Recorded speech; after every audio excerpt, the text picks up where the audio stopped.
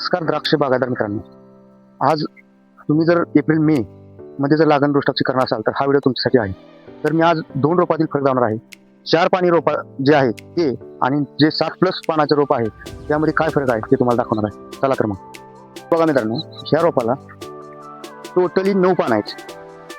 ह्या रोपाला तर ह्या रोपाची शेंडा बघा, पानं तेजदार आहेत, म्हणजे टवटवी जास्त आहे ह्या रोपाला.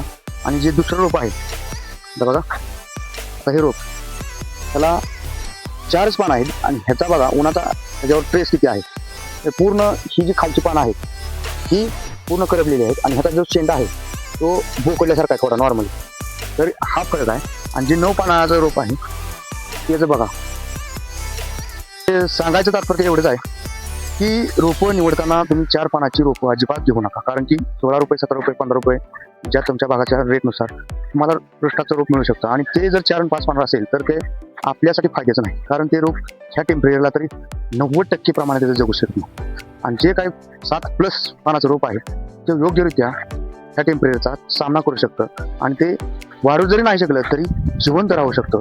हाच आपला फायदा आहे. व्हिडिओ आवडला असेल तर लाईक करा, सबस्क्राईब करा. धन्यवाद.